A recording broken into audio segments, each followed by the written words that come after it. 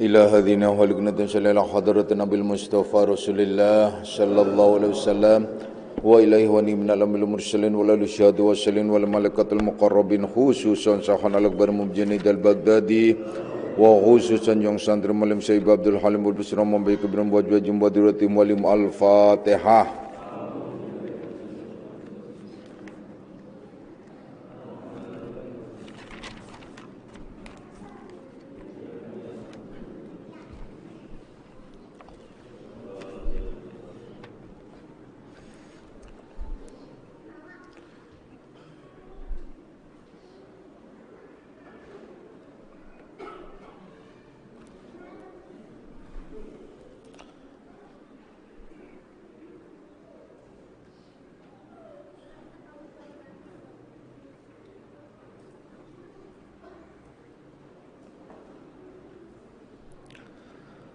Assalamualaikum warahmatullahi wabarakatuh.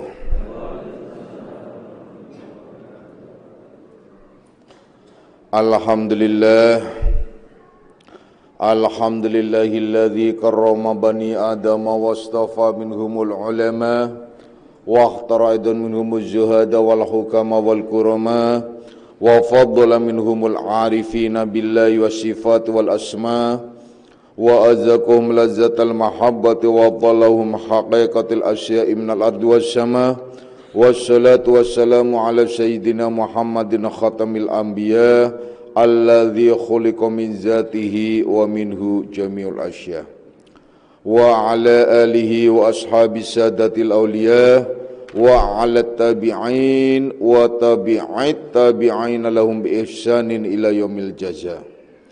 Subhanaka la ilma lana illa ma 'allamtana innaka antal alimul hakim wa la haula wa la quwwata illa billahil aliyil azim amma ba'd.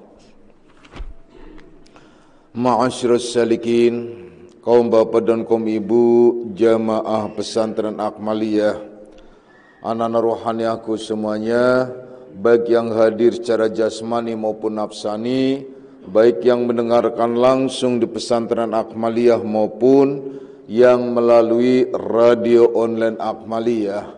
Insyaallah mudah-mudahan di senja Ahad ini kita benar-benar mendapatkan limpahan rahmah, maghfirah serta hidayahnya, amin ya rabbal alamin.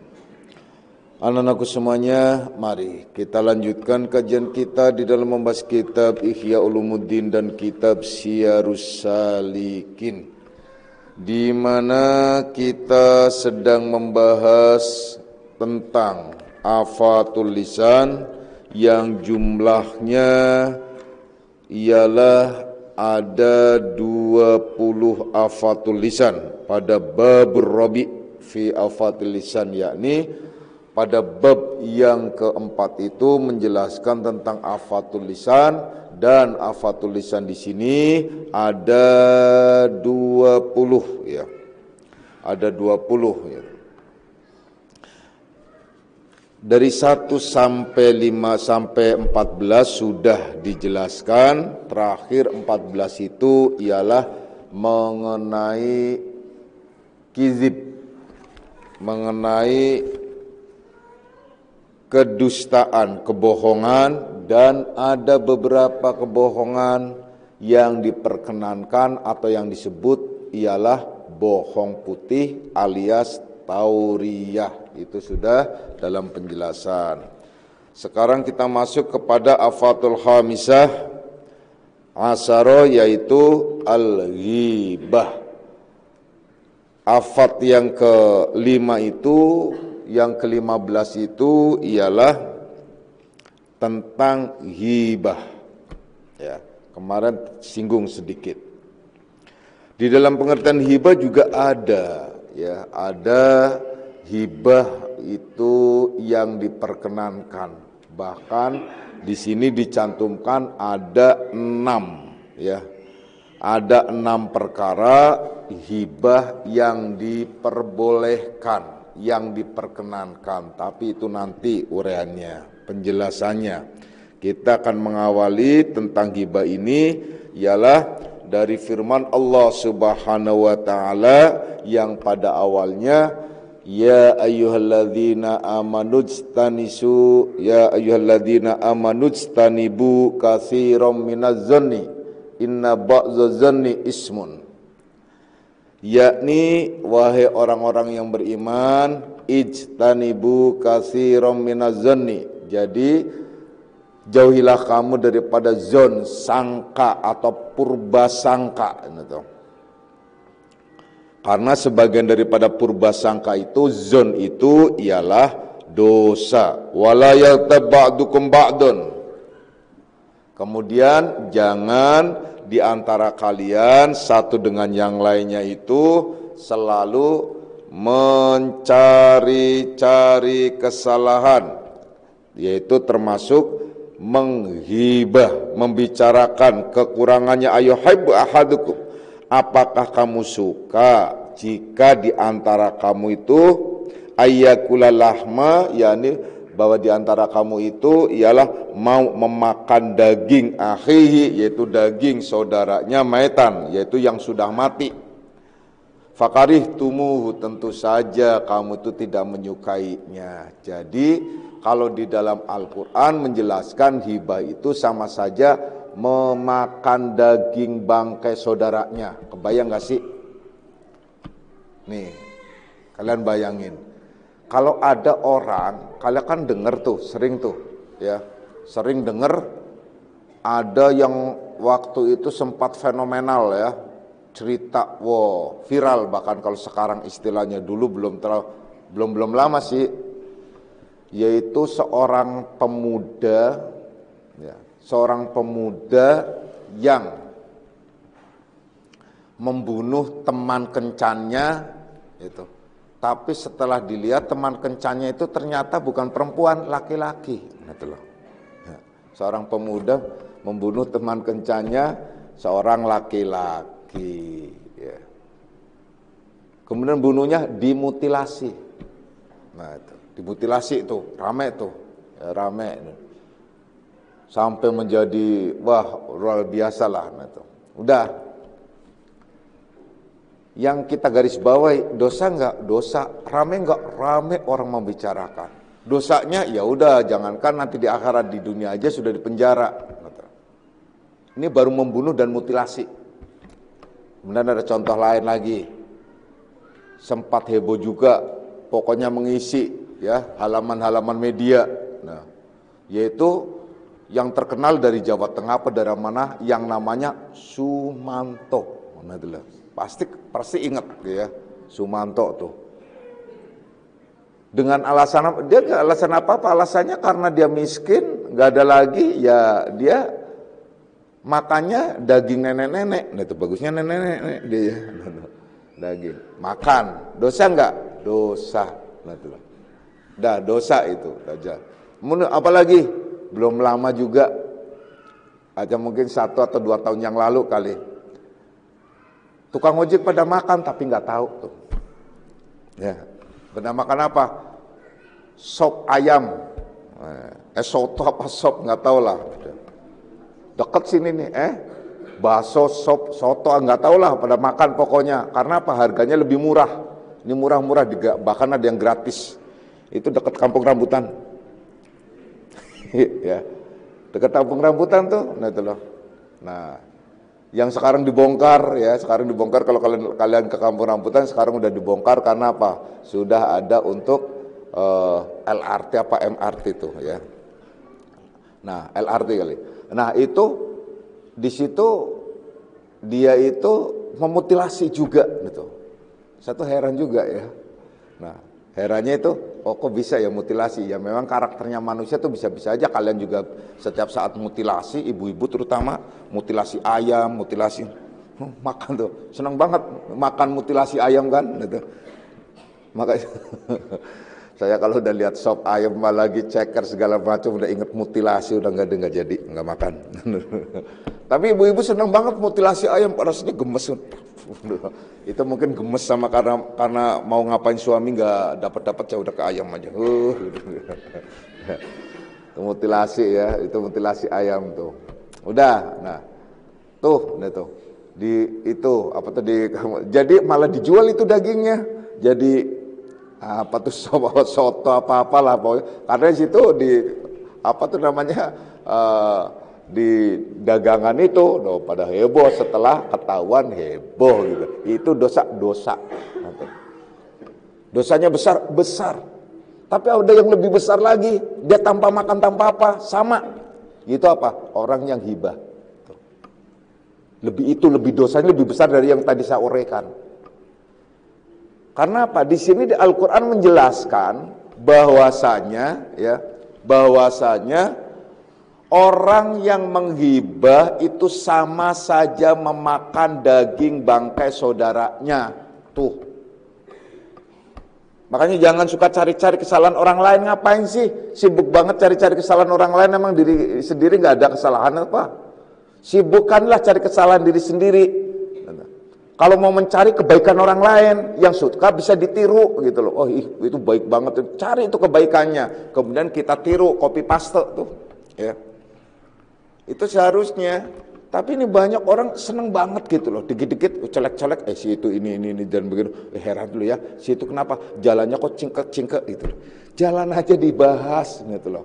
Dan lagi, aduh saya begitu si itu tuh, kenapa ya? Kok iya ya, bokongnya tambah gede gitu, diapain? Mesti itu disuntik gitu. Apa urusannya gitu loh, biarin aja.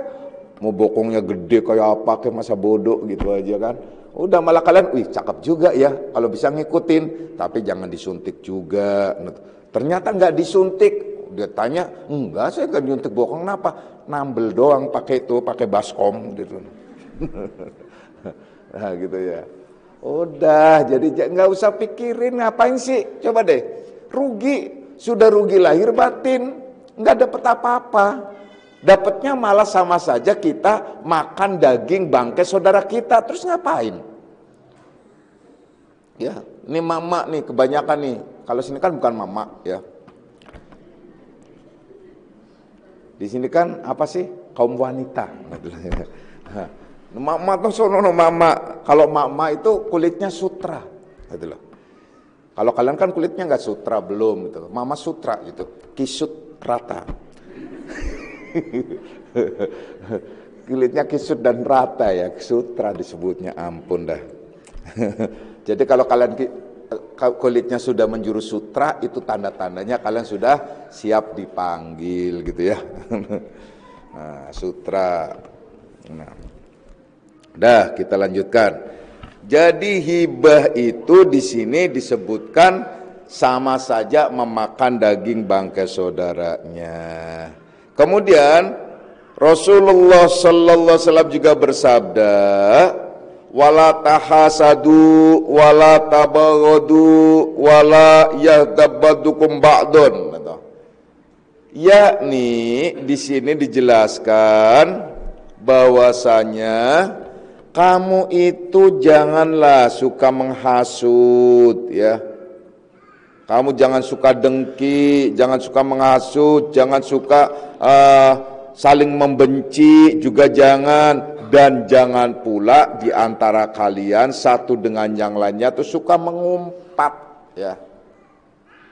Apa sih hibah? Hibah itu membicarakan saudaranya tapi sifatnya itu mengumpat. Awas loh ya. Bukan sebatas pembicaraan biasa, tapi sifatnya mengumpat apa sih, lebih kepada nyinyir, ke mengumpat tuh. Nah kalau mungkin bahasa sekarang tuh, itu apa tuh, nasi kebuli apa? Nasi kebuli ya? Ya udah, pokoknya nasi kebuli, nah tuh. Pokoknya yang ngebuli itu, nah tuh loh. Ya. Itu bahasa sekarang itu sebenarnya itu hibah itu.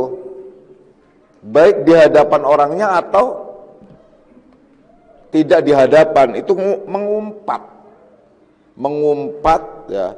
Kemudian apa bedanya mengumpat, mencaci, memaki, mengumpat, caci, maki. Kalau mengumpat itu orangnya tidak ada.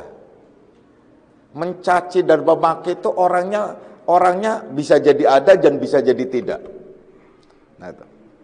Nah, hibah itu sifatnya mengumpat, yaitu membicarakan kekurangan orang lain tapi tidak di hadapannya, dan sekaligus bukan membicarakan untuk kebaikan, mencari solusi, tapi membicarakan dalam arti nyinyir. Apa nyinyir? Nyinyir, ngerti nggak nyinyir? Ini bahasa Indonesia juga loh. Ya, nyinyir itu ya nyinyir, udah deh, nyinyir itu, tapi bukan anyir ya. Nyinyir, itu nyinyir. Jadi sifatnya tuh nyinyir. Jadi ngenyek gitu loh. Jadi ngenyek gitu loh. Lebih sifatnya tuh ngenyek ya. Nyinyir, ngenyek. Nah tuh, dah. Itu ghibah tuh. Itu yang disebut ghibah. Nah tuh. Nggak boleh. Nah tuh. Karena di sini dijelaskan wa kunu ibadallahi ikhwana. Dan karena adalah semua hamba Allah itu saudara.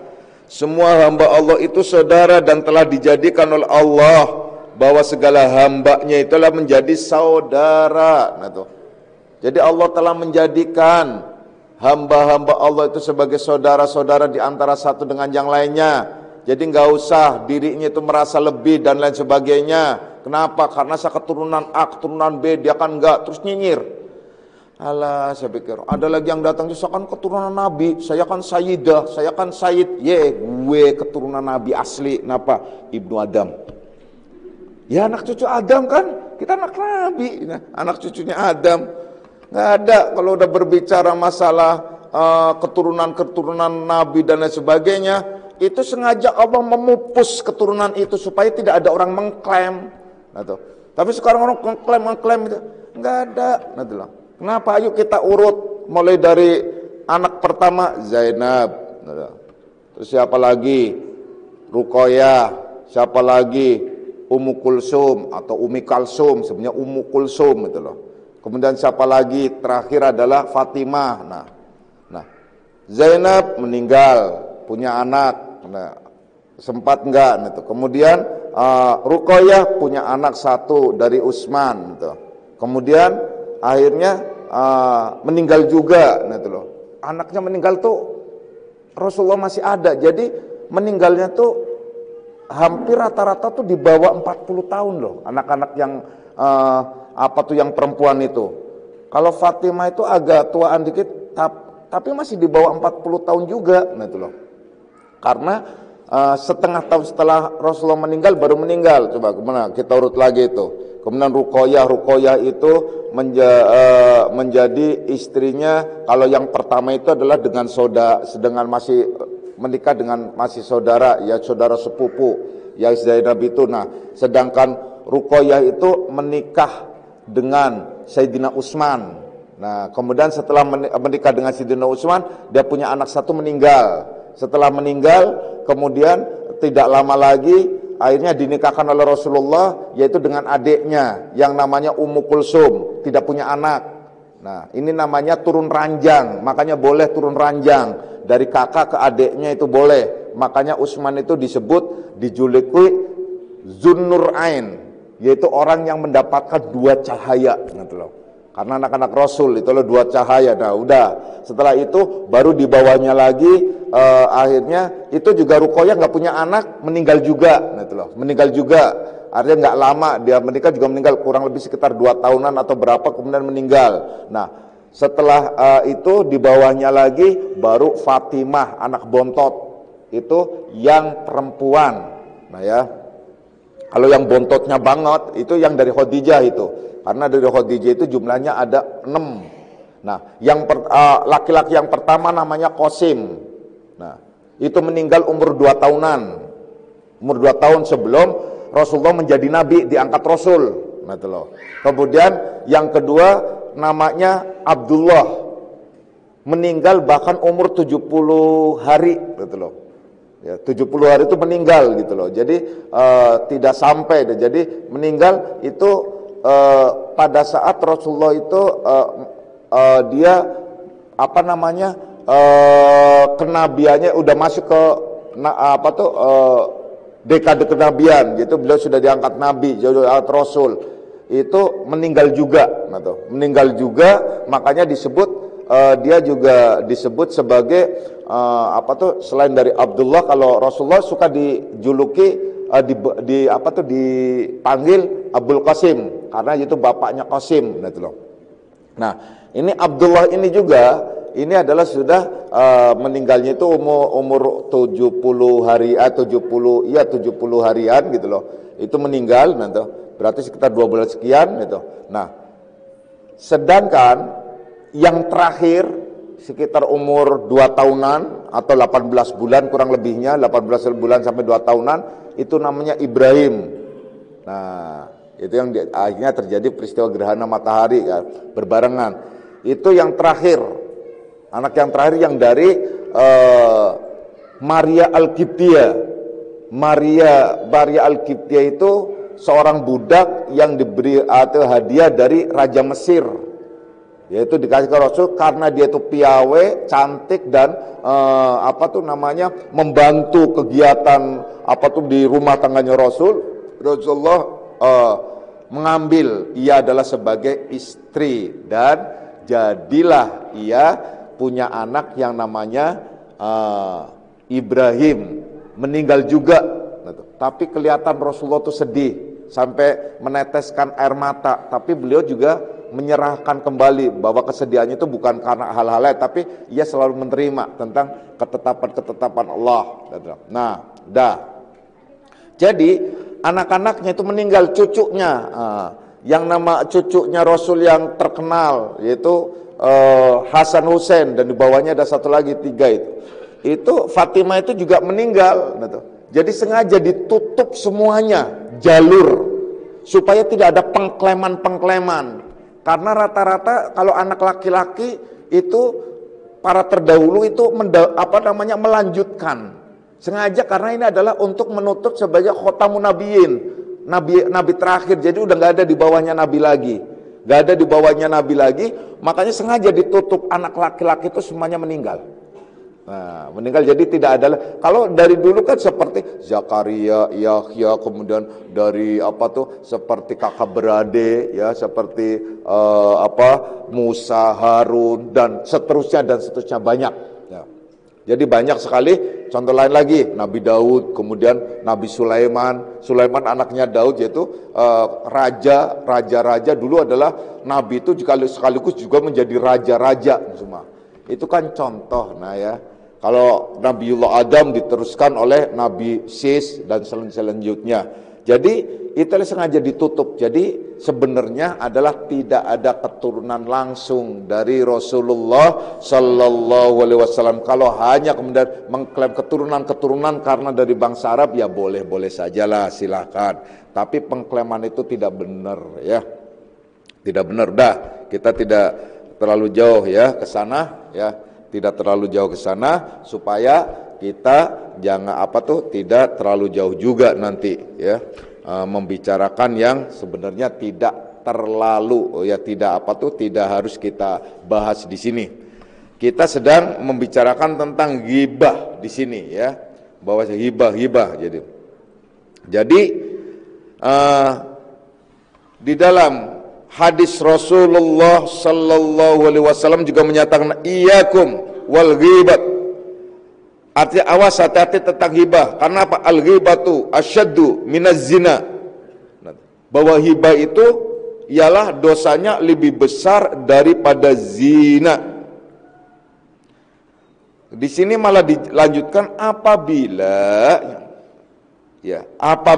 yaitu ada seorang laki-laki ya, yang berbuat zina ya, yang berzina itu masih bisa bertaubat ya, berzina itu bisa bertaubat ya, dan taubatnya langsung diampuni oleh Allah Subhanahu wa taala.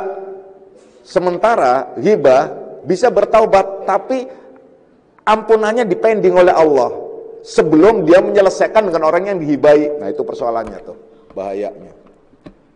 Jadi sebelum kita meminta maaf, clear selesai dengan orang yang dihibah, baru Allah membuka pintu maaf. Kalau tidak bisa. Itu persoalannya yang paling berbahaya itu di situ. Makanya disebut al-ghibatu asyaddu minaz zina. hibah itu dosanya lebih besar daripada zina. Karena kalau berzina, seorang laki-laki atau perempuan berzina, kemudian dia bertobat kepada Allah, langsung diampuni tobatnya. Karena apa? Tidak ada keterkaitan. Kenapa? Nah, berbeda lagi kalau zinanya itu sebutnya memperkosa, berarti ada yang terpaksa. Kalau tidak ada keterpaksaan di antara keduanya, berarti itu clear. Nah, artinya clear di situ berarti dosanya hubungannya dengan Allah. Kedua-duanya orang berdua itu juga hubungannya dengan Allah. Kalau yang satu merasa tertindas, terpaksa, teraniaya, nah itu lain lagi. Gitu.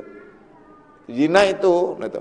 Jadi kalau orang berzina itu bisa langsung bertaubat, minta ampunan dari Allah Subhanahu Wa Taala, selesai clear. Tapi kalau ada orang yang mengumpat, ya, membicarakan aib saudaranya, aib orang lain, maka apabila taubat dia akan dipending ampunannya oleh Allah sebelum ia menyelesaikan minta maaf terhadap orang-orang yang dihibainya, yang diumpat itu. Kalau sudah selesai dengan mereka apa yang diumpat itu, baru Allah mengampuninya. Nah itu kan bahaya. Makanya datang. Nah kan nanti bentar lagi lebaran, langsung aja minta maaf.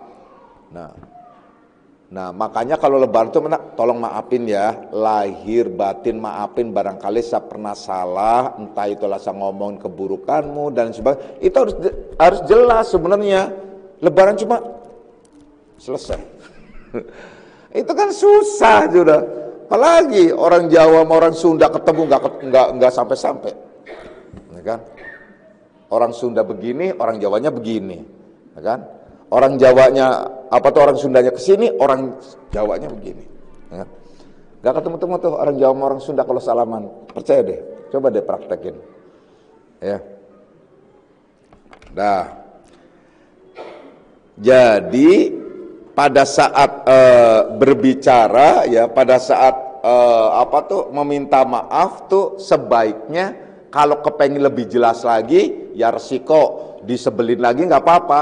Resikonya biasanya sih orang tuh biasanya itu kalau ada orang sudah minta maaf dan menjelaskan, dia itu nggak ini lagi, nggak sebel lagi. Paling tidak menghormati keberaniannya untuk minta maaf. Tolong maafin saya ya, waktu itu saya pernah membicarakan, disebel deh sama kamu membicarakan. Oh iya, udah nggak apa-apa, orang udah selesai soalnya, itu biasa. Tapi kalau cuma tolong maafin saya ya, ya insya Allah maafin, nggak jelas, itu belum clear loh.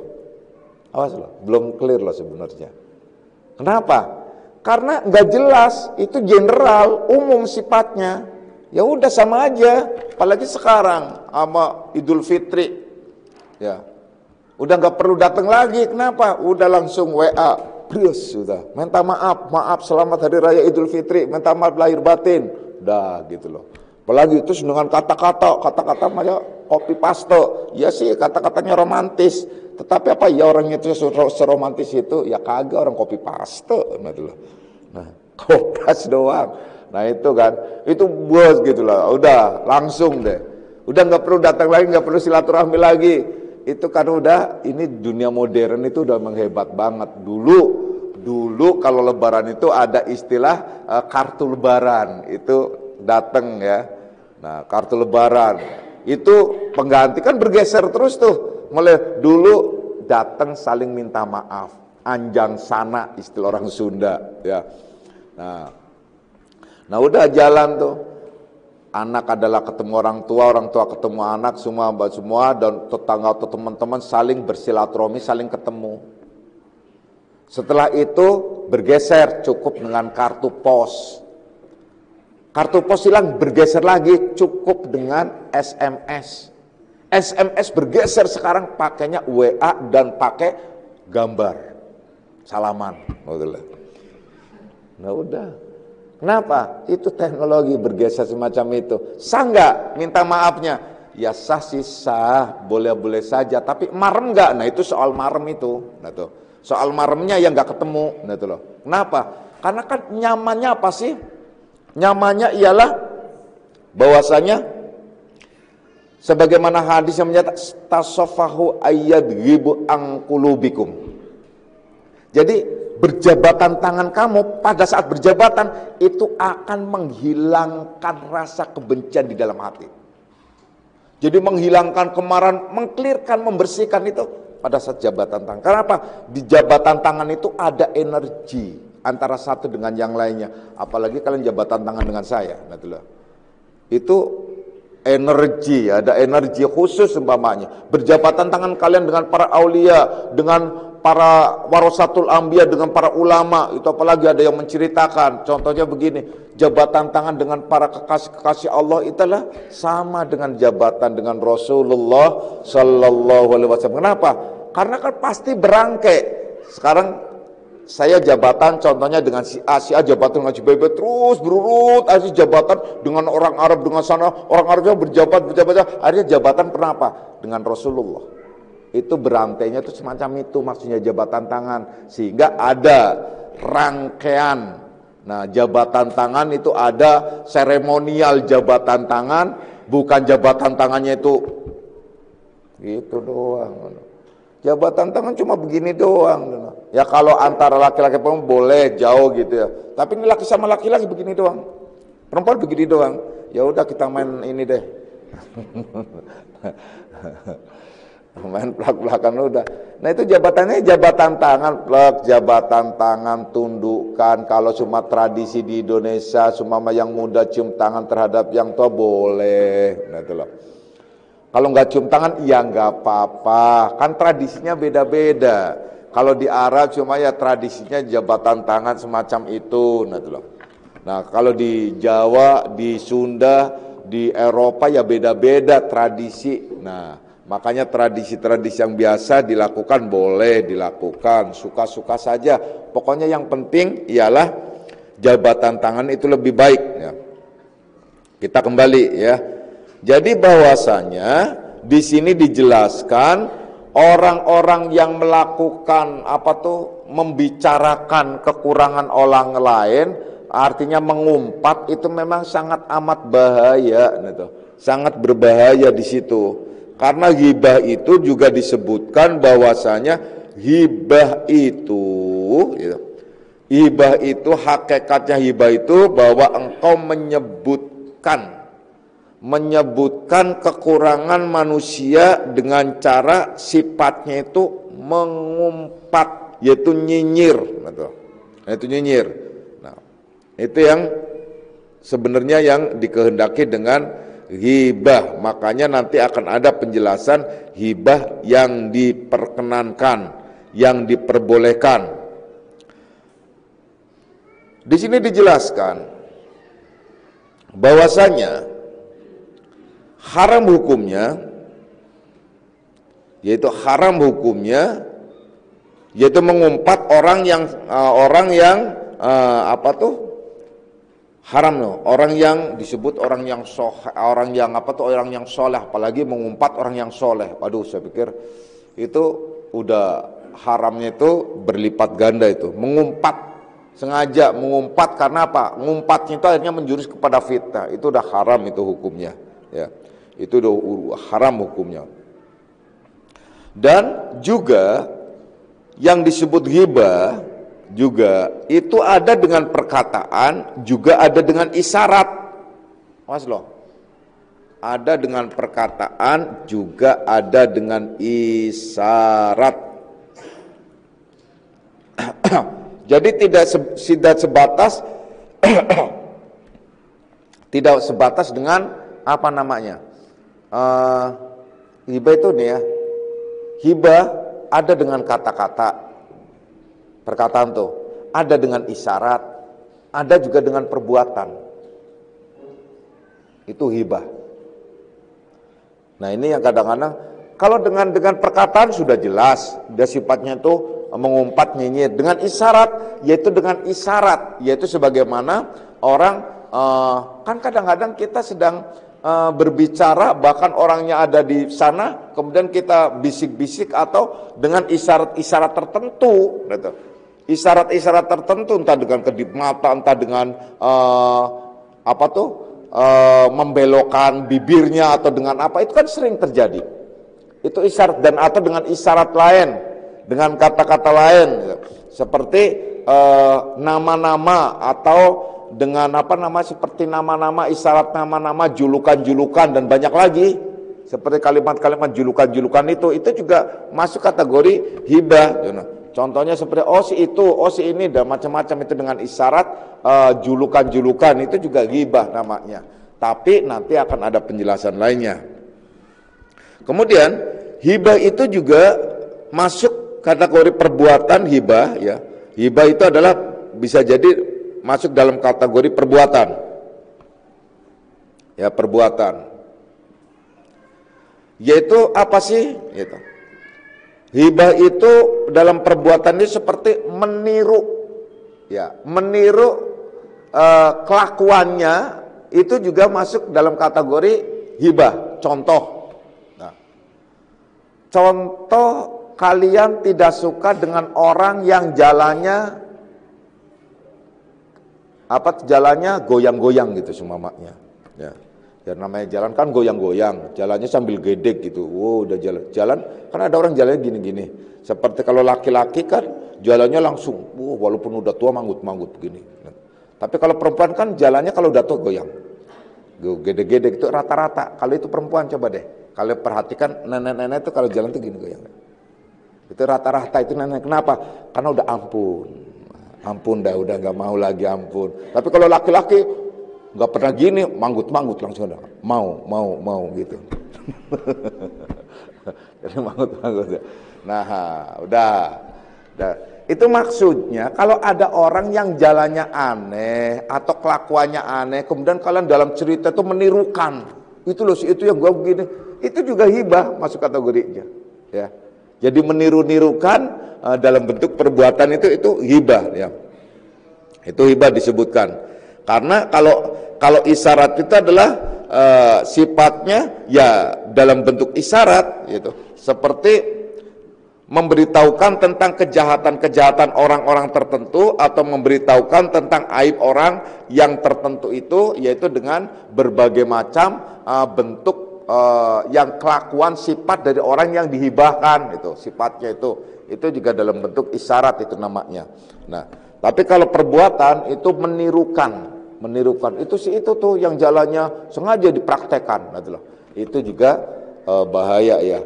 Contoh lagi seperti isyarat hibah tuh pernah Rasulullah Shallallahu Alaihi Wasallam itu marah dengan istrinya, tapi marahnya itu dengan penekanan kalimat, ya. Waktu itu mungkin sedikit bercanda kali, ya. Aisyah itu sedikit bercanda. Kalau Aisyah kan semampai, gitu. Artinya dia semampai, jenjang semampai, ya. Nah, sedangkan ukuran ukuran untuk orang Arab, Hafsah anaknya Umar ibnul Khattab yang menjadi istri Rasul waktu dia janda karena suaminya meninggal. Nah, itu Aisyah menyatakan begini, ya Rasulullah, cukuplah untuk dirimu Hafsah yang pendek. Itu Rasulullah marah langsung, dia itu adalah menengadah melihat Aisyah, langsung, hai Aisyah, andai saja ludahmu kamu buang ke laut, niscaya semua laut akan menjadi bau. Itu kalimatnya. Itu mungkin maksudnya bercanda Aisyah kali, bercanda itu bercanda dengan suaminya, karena mungkin bercanda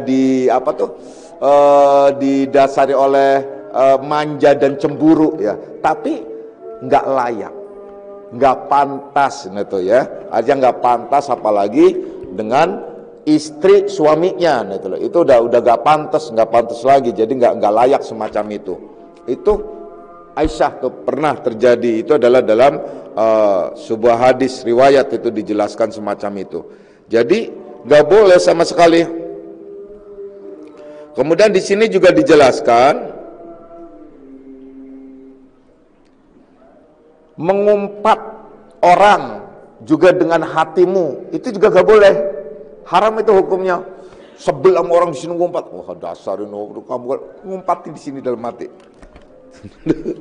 Hati-hati loh. Nggak boleh untuk siapa? Ya mungkin untuk kalian sih masih boleh kali ya, silakan. Tapi untuk orang-orang khusus tuh nggak boleh. Karena apa? Ini pernah peristiwa terjadi pada Syekhana Akbar Imam Junaidi Al-Baghdadi radhiyallahu an, yaitu Imam Junaidi itu adalah seorang syekh yang terkenal, yang disebut bahkan dikenal dengan Sayyidut Tariqin. Jadi penghulunya orang-orang ahli orang-orang yang tarekoh tuh. Itu pernah beliau itu waktu sedang menunggu mau menyolatkan mayat di Masjid As-Suzuniyah Baghdad, daerah sana tuh. Az-Zuzuniyah sekarang udah hancur tuh Baghdad tuh, ya. Nah, ada seorang pemuda lewat, gagah gitu. Seorang pemuda lewat, dia minta-minta, kemudian Syekh Junaidi dalam hati terlintas, duh, andai saja tuh anak muda itu mau bekerja keras, ini saya dia nggak akan menjadi peminta-minta. Nah itu, udah tuh. Udah nggak kepikiran lagi, itu di dalam hati. Nggak kepikiran. Malamnya beliau itu sangat ngantuk sekali, kesulitan sekali untuk torekot biasa zikir yang biasanya dilakukan. Nah, akhirnya tertidur di dalam zikir. Pada saat tertidur, beliau disodorin nampan yang ditutup dengan rapi, cakep, dibilang ini adalah yang kamu kehendaki, hai Junaid. Nah itulah, yaitu Abul Qasim, dia juga anaknya Qasim, udah dibuka daging sangkanya, pas juga benar daging, pas dibuka lagi, di tengah-tengah daging, tumpukan daging bakar itu, daging yang ini, ternyata kepala orang yang tadi siang. Kaget dia kaget, terus di dalam hati terlintas, dia langsung, ya Allah, saya kan gak berbicara kepada orang lain, saya baru di dalam hati. Kemudian ada lagi suara yang menyatakan, ya Junaid, apakah orang seperti kamu tidak mengenal dan tidak mengetahui tentang rahmat Allah yang berlimpah? Maksudnya kenapa sih harus berbicara semacam itu sekelas kamu gitu loh. Nah itu, jadi orang-orang sekelas Junaid atau orang-orang yang sudah dekat dengan Allah, ini di dalam hati aja udah ghibah. Jadi orang yang menuju kepada Allah, kalau hatinya masih ghibah, gak bakal sampai. Suuzon, kemudian ghibah, nah, di dalam hati itu nggak bakal sampai, nggak akan jernih, gitu loh. Itu ghibah di dalam hati semacam itu ya. Nah makanya Syekh Junaidi akhirnya meminta maaf, dan ternyata pemuda itu akhirnya menjadi gurunya Syekh Junaidi ya. Ternyata dia juga seorang aulia. Karena udah dengar azan, kita akan lanjutkan pada pengajian yang akan datang, yaitu tentang hibah yang diperkenankan ya. A'udzubillahi minasyaitonir rajim. Bismillahirrahmanirrahim. Raditu billahi rabbil alamin wa bi Muhammadin nabiyya. Raditu billahi rabbil alamin wa bi Muhammadin nabiyya. Raditu billahi rabbil alamin wa bi Muhammadin nabiyya. Asyhadu an la ilaha illallah wa asyhadu anna Muhammadar Rasulullah. Hadanallahu ikum ajma'in wa lafu minkum. Assalamualaikum warahmatullahi wabarakatuh.